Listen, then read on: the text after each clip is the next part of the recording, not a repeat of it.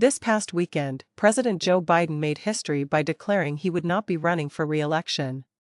However, sitting presidents have withdrawn from races before. The 81-year-old Biden made the announcement on Sunday, July 21, in a post uploaded on X, the previous Twitter platform. Among other things, he wrote, "The greatest honor of my life, to serve as your president." Biden then endorsed Vice President Kamala Harris as the Democratic presidential nominee.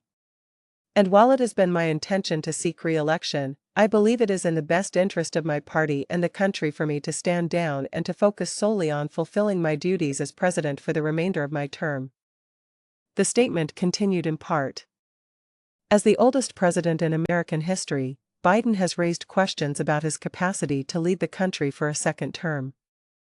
Additionally, his performance in the first presidential debate of 2024 raised concerns about his cognitive abilities, with some claiming he found it difficult to refute Trump's falsehoods and struggled to articulate his own positions. Two previous incumbents in the history of the U.S. president have given up on their campaigns instead of running for re-election, despite the fact that no other sitting president has pulled out of the race thus late in the process. During his second time in office, President Harry S. Truman withdrew from the 1952 election in March of that year.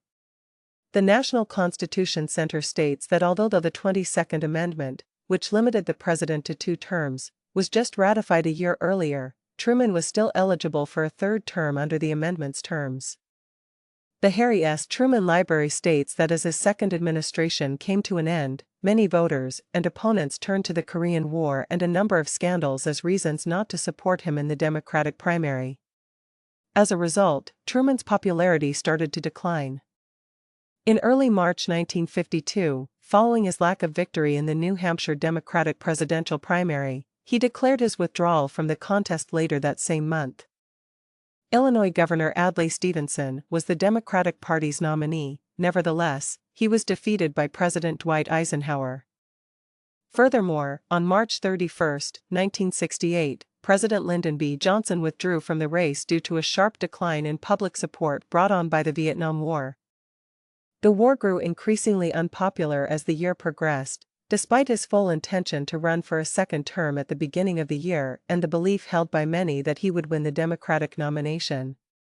He declared he would not run for re-election in a televised speech, with 295 days remaining in his term.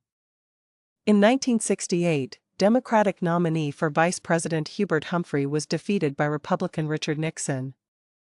Get the best of people, from celebrity news to gripping human interest stories, sent straight to your inbox by subscribing to their free daily newsletter.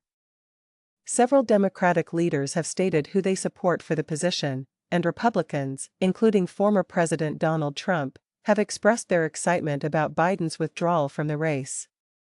There are still many unanswered questions about the nature of the 2024 presidential election, such as who will win the Democratic nomination, who the Democratic vice presidential candidate might be, and what role Vice President Kamala Harris will play in the contest.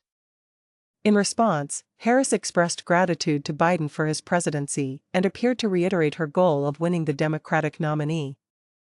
President Biden is continuing his legacy of putting the needs of the American people and our nation above all else with this selfless and patriotic act, the statement reads. "I am honored to have the president's endorsement and my objective is to earn and win this nomination," she said.